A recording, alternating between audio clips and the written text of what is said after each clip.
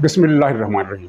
नाज़रीन, बहुत ज़्यादा खौफनाक सियासी बहरान को इस्तेहकाम में बदलने की कोशिशें की जा रही हैं, जबकि इस दौरान माशी बहरान डरा देने वाली हदूद को अबूर कर गया है। डॉलर 124-25 से भी ऊपर निकल गया है। स्टॉक मार्केट मुसलसल क्रैश कर रही है। लेकिन दूसरी तरफ हुक्मरान इत्तेहाद ने किसी की यकीन दहानी पर, किसी के साथ मुशावरत के बाद, कुछ गारंटियाँ हासिल करने के बाद ये फ़ैसला किया है कि वो अपनी मुद्दत पूरी करेगा और हुकूमत से इस्तीफ़ा नहीं देगा, ना ही असम्बलियाँ तोड़ी जाएंगी। इस सिलसिले में जो ख़बरें आ रही थी कि हुकूमत ने असम्बली तोड़ने का फ़ैसला कर लिया था, लेकिन बाद में कहीं से कोई पैगाम आया, उसके बाद ये फ़ैसला बदल दिया गया। ये गलत है। हुकूमत ने असम्बली तोड़ने का फ़ैसला नहीं किया था।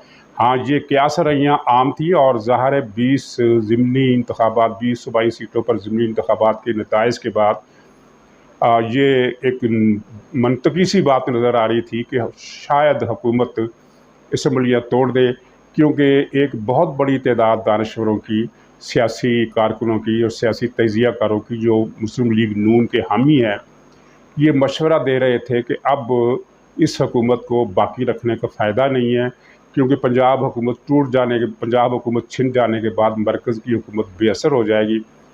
तो बेहतर है कि इलेक्शन करा दिए जाएँ।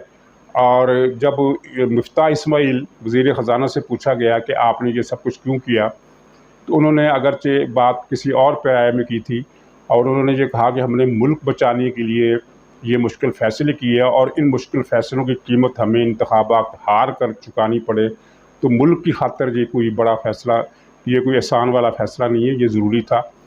तो उससे भी ये तासर मिला कि शायद ये हुकूमत अब नए इलेक्शन की तरफ जा रही है।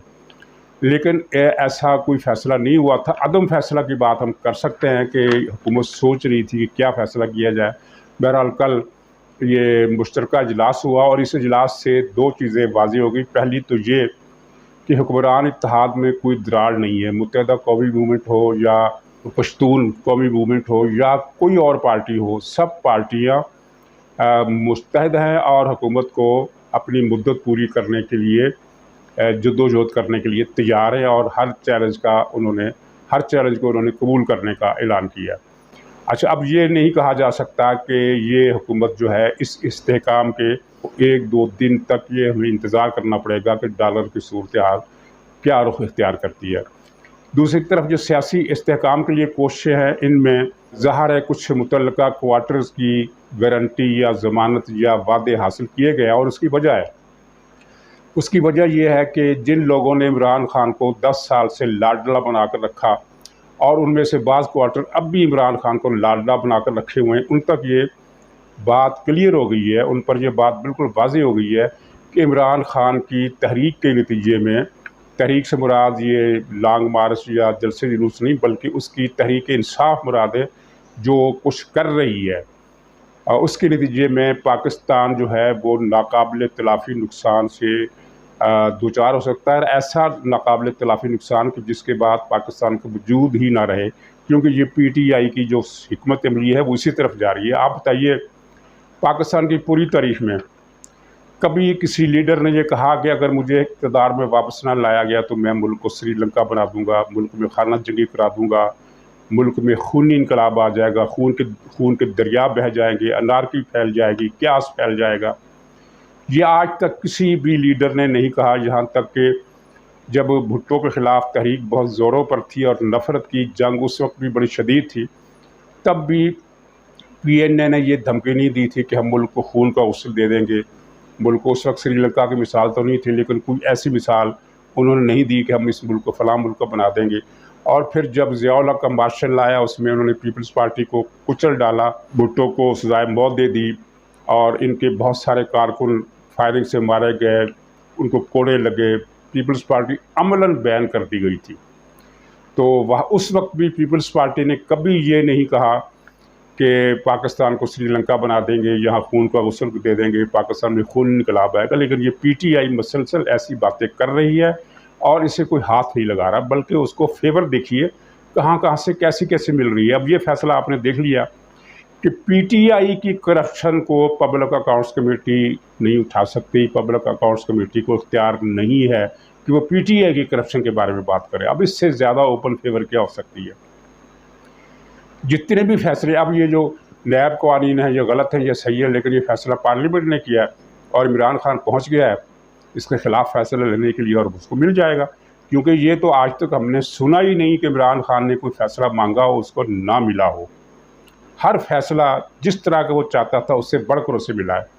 अब आप कहेंगे कि फिर वो कौमी असम्बली में अदम एतमाद की तहरीक के बारे में जो फैसला आया था वो इमरान खान के खिलाफ क्यों था, तो उसकी मिसाल दूसरे फैसलों से नहीं दी जा सकती। वो उस मामले में और कोई गुंजाइश निकल ही नहीं सकती थी, इसलिए कि आईनी मामला दो तरीके से होते हैं। एक वो मामला होते हैं जिन पर दलील की बहस की ज़रूरत होती है।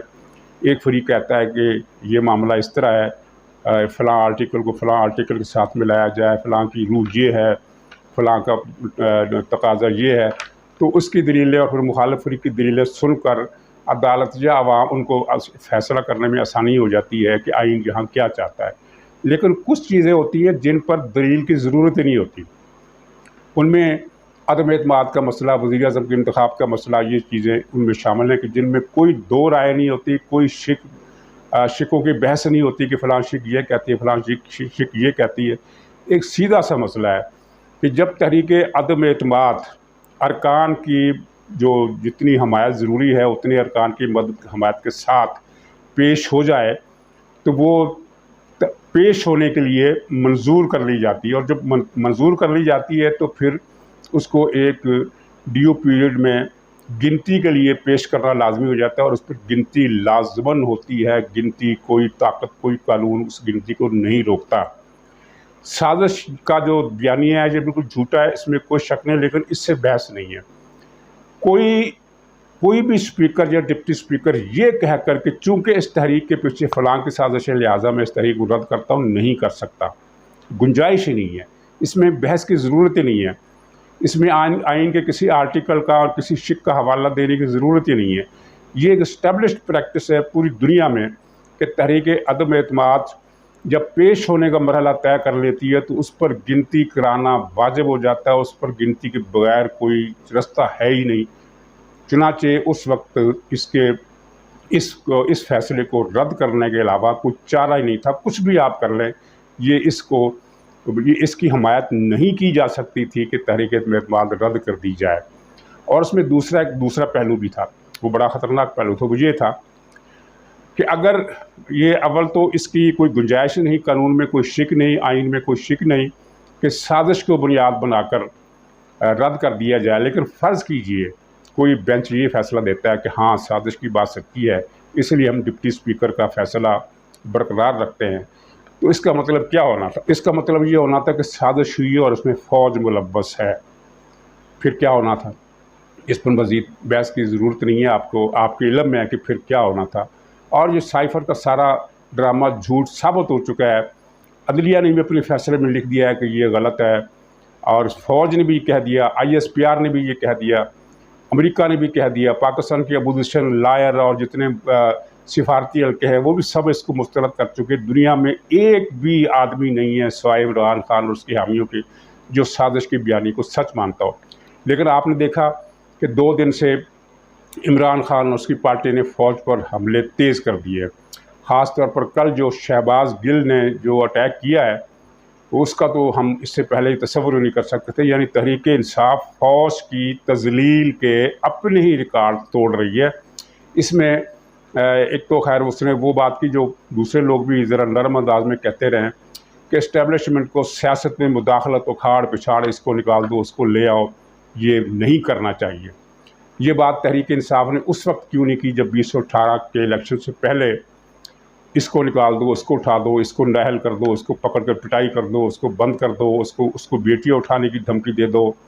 ये सारे मामला उस वक्त क्यों नहीं, ये बात उस वक्त क्यों नहीं की थी जब ये सारे वाक़यात अपनी रिकॉर्ड रफ्तार के साथ मुल्क को बर्बाद कर रहे थे और मुल्क की बर्बादी का रास्ता हमवार कर रहे थे।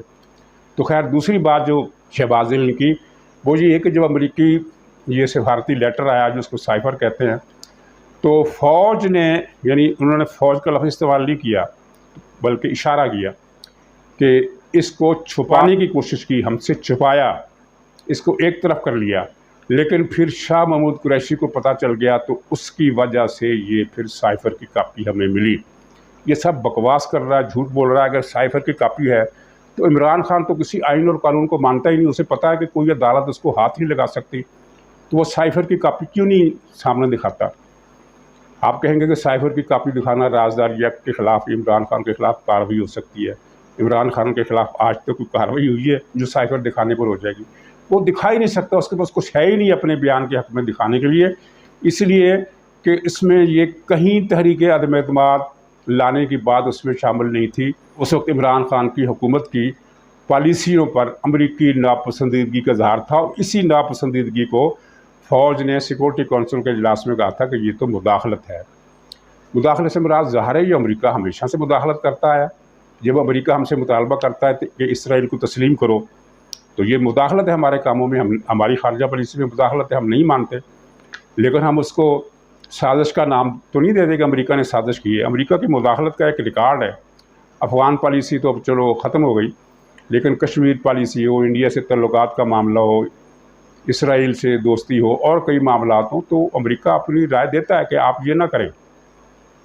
हमारी मर्ज़ी होती है फिर कि हम ज़ाहिर है अक्सर मामलात में हम अमेरिका की मानते हैं, किसी किसी मामले पर उससे इख्तिलाफ़ की ज़रूरत भी कर लेते हैं। ये हमारा पूरा रिकॉर्ड है। सबसे बड़ा जो मुखालफत की और सबसे बड़ा जो इनकार किया वो तो नवाज़ शरीफ था।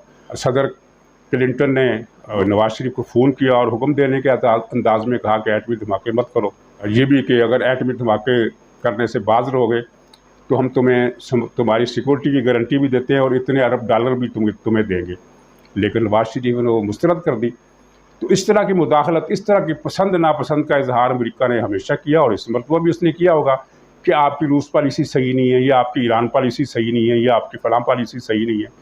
लेकिन इमरान ने उसको बड़ी चालाकी से, जब ये देखा कि उसके ख़िलाफ़ तहरीक अदम एतमाद की कामयाबी के इम्कानात बढ़ गए हैं, तो उसने बड़ी अय्यारी से और झूठ के रिकॉर्ड तोड़ते हुए, दजल और फरेब को दर्जा कमाल तक पहुँचाते हुए जलसा आम में कहा कि ये लो कागज़, ये देखो, ये मुझे अमेरिका की तरफ से धमकी आई है। हालांकि वो कागज़ कोई और सादा कागज़ था। इसलिए कि जो साइफ़र यानी सिफारतकार जो मैसेज भेजते हैं, वो एक ख़ास किस्म का कागज़ होता है, वो नहीं था जो इमरान खान ने निकाला। ये झूठ बोला और उसके बाद इस तवातर से उसने झूठ बोला और उसकी पार्टी ने झूठ बोला और टीवी पर बैठे हुए उसके ज़ाती मुलाजमों ने, बनी गाला से वजीफ़े लेने वाले फर्रा गोगी गैंग के एंकर पर्सन्स ने, साफ़ियों ने, तजियाकारों ने इस झूठ को इतना आगे बढ़ाया कि लगने लगा कि वाकई अमेरिका ने साजिश की है। अमेरिका खुद हैरान है कि पाकिस्तान में एक ऐसा लीडर पैदा हो गया है जो एक झूठ की बुनियाद पर बयानियाँ बनाता है और वो टीवी पर चल जाता है, मीडिया पर चल जाता है। तो ये इमरान खान ने फ़ौज पर हमले तेज़ कर दिए हैं। इसी दौरान ये भी सुना जा रहा है कि अब इलेक्शन कमीशन जो है वो फॉरेन फंडिंग केस का फ़ैसला सुनाने वाला है और इसमें कुछ माने खेज़ पेशरफ्त हुई है। वो इस तरह की हुकूमत की तरफ से बाकायदा अब दबाव डाला जा रहा है इलेक्शन कमीशन पर कि आखिर आपने ये क्यों रोका हुआ है। ज़ाहिर है ये कानूनी दबाव नहीं है, ये अखलाकी दबाव है। कानूनी तौर पर हुकूमत उसको हुक्म नहीं दे सकती इलेक्शन कमीशन को, लेकिन अखलाकी तौर पर ये सवाल करना कि आखिर आपने इसको क्यों लटका कर रखा हुआ है, ये एक दबाव है। ये दबाव भी एक माने खेज़ है। और सबसे बड़ी जो डेवलपमेंट हो रही है वो पंजाब में हो रही है। बज़ाहिर तो परवेज़ इलाही 22 तारीख को वज़ीर आला बन जाएंगे, क्योंकि पीटीआई के पास मुस्लिम लीग के मुकाबले में 9 वोटों की अक्सरियत है। और वो जो राना सल्लल्लाहु ने कहा था कि 5 अरकान इधर से उधर हो जाए तो फिर क्या करेंगे, तो ये बात पता नहीं उन्होंने 5 का लफ्ज़ क्यों पसंद किया, क्योंकि 5 अरकान के इधर उधर होने से फ़र्क नहीं पड़ता। वो मुस्लिम लीग को वोट नहीं दे सकते, वो सिर्फ गैर हाज़िर रह सकते हैं। 5 अरकान के इधर उधर हो जाने का मतलब ये है कि 4 अरकान की बालादस्ती काफ लीग को और पीटीआई को फिर भी रहेगी। और गिनती में तो एक की बरतरी भी काफ़ी है। तो ये 5 का अदद समझ में नहीं आया। लेकिन जो बात पता चली है वो ये है कि दोनों तरफ से एक दूसरे के अरकान को घेरा जा रहा है। और यहाँ मैं आपको बता दूँ कि पीटीआई के पास जितना पैसा है, पाकिस्तान की तमाम सियासी पार्टियां मिलकर भी उतनी फंडिंग इकट्ठा नहीं कर सकती जितनी पीटीआई एक एडवेंचर पर खर्च कर सकती है। पिछले 3.5 साल के दौर में जो करप्शन हुई वो सारी फर्रा गोगी के और इसके जादूगरनी के अकाउंट पे नहीं गई।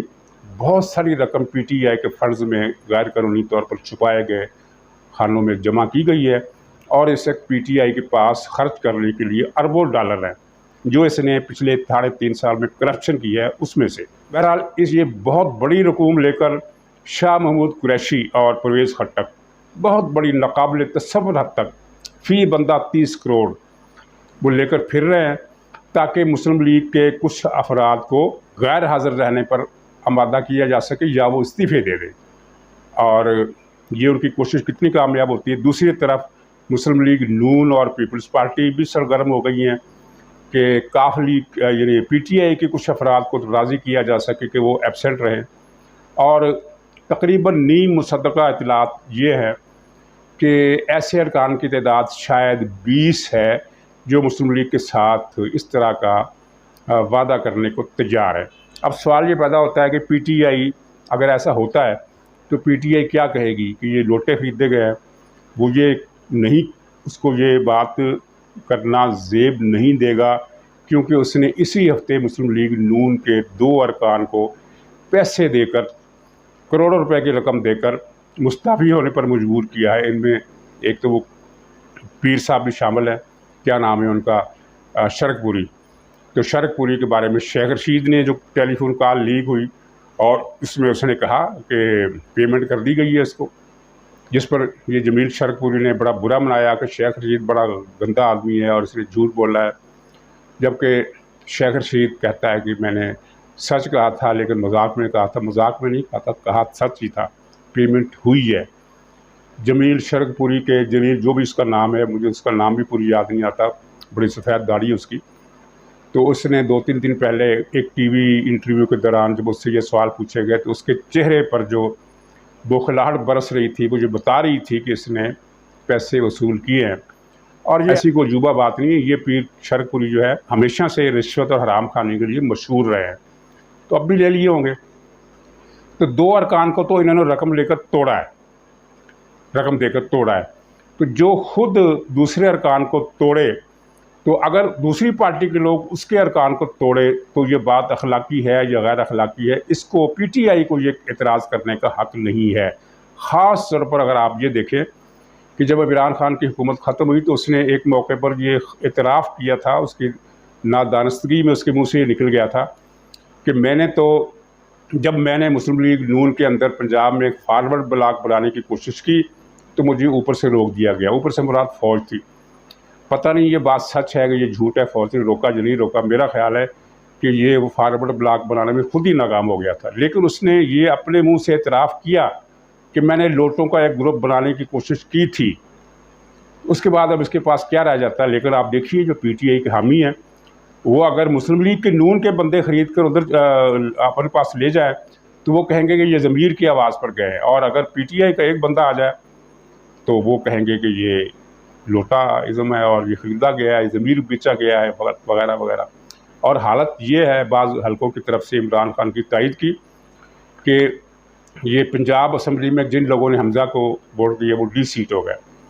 अब अगर फ़र्ज़ कीजिए मुस्लिम लीग के कुछ अरकान, मैं मिसाल दे रहा हूँ, परवेज़ लाई को वोट दे देते हैं नून लीग के, और ये मुस्लिम लीग वाले कहेंगे कि इनको डी सीट किया जाए क्योंकि इन्होंने इन्हिराफ़ किया है, तो फ़ौरन ही नया फ़ैसला आ जाएगा कि इन्हिराफ़ करना आइन के तहत बुनियादी हकूक़ में शामिल है, इसलिए हम इस हक़ पर पाबंदी नहीं लगा सकते। ये फ़ैसला आ जाएगा। तो इस वक्त ये सूरत हाल है कि एक रियासत का एक ताकतवर तबका इमरान खान की हमायत में आइन की हर शिक को तोड़ने पर तुला हुआ है। वो इमरान खान के हक़ में फ़ैसले दे रहा है और ऐसे फ़ैसले दे रहा है कि ख़ुद कानूनदान हज़रात सर पकड़ कर बैठ गए। और ये सिलसिला आज से नहीं है, ये 2014 से चल रहा है। और 2017 में जब नवाज़ शरीफ को नाअहल किया गया था साकिब निसार और खोसा ने, पता नहीं खुदा जाने उन्होंने कितने करोड़ रुपए वसूल किए होंगे, बल्कि कितने अरब रुपए वसूल किए होंगे, जब उन्होंने नवाज़ शरीफ को एक गैर मौजूद कानून की बुनियाद पर नाअहल करार दिया था। और न सिर्फ ये कि नाअहल करार दिया था बल्कि उसे नवाज़ शरीफ को सिसिलियन माफिया का गॉडफादर भी करार दिया था। हालांकि सिसिलियन माफिया का गॉड फादर वो है जिसे खुश करने के लिए साकिब निसार और खोसा ने अरबों रुपए लेकर या जिस तरह भी नवाज शरीफ को नाअहल किया था। तो अब वो नंगे हो रहे हैं, तो इस वक्त जो फैसले दे रहे हैं तो ये क्या तरीक़ से बच पाएंगे? ये नहीं बचेंगे। वो देखें जस्टिस गुलजार जिसने आइन को पाँव तले मुसलसल रौंदा, अपने हर फैसले में उसने बददियानती की, हर फैसले में कानून को और बुनियादी इंसानी अक़दार को रौंदा। अब वो अमेरिका में छुपा फिरता है क्योंकि पाकिस्तान आने से उसे डर लगता है, और कुछ इस वजह से भी कि उसने जो अरबों की लूट मार की, वो सारा सरमाया उसने अमेरिका पहुँचाया हुआ है। यही हाल साकिब निसार का है, यही खोसे का है। ये लोग अब किसी को चेहरा दिखाने के काबिल नहीं रहे, लेकिन मुल्क को तो बर्बाद कर दिया इन्होंने।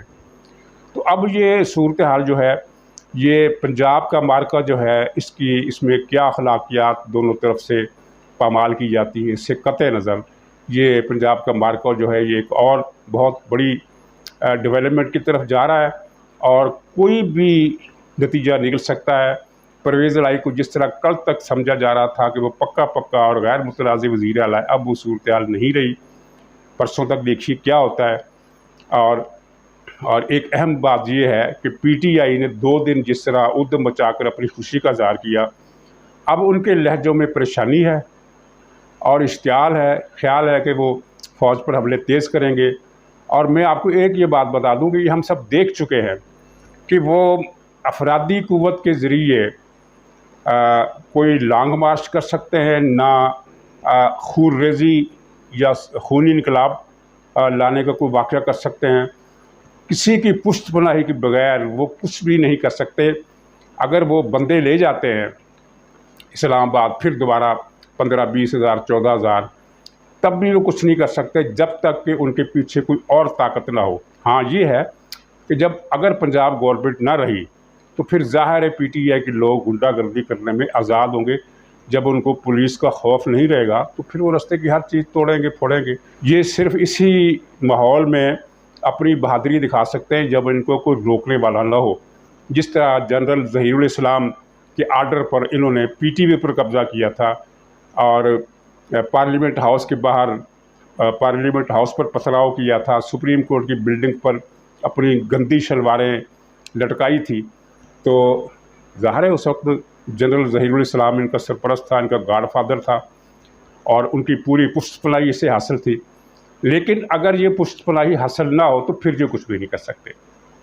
नाज़रीन, इजाज़त दीजिए, इंशाअल्लाह अगले व्लॉग में फिर मुलाकात होगी। तब तक के लिए खुदा हाफिज़।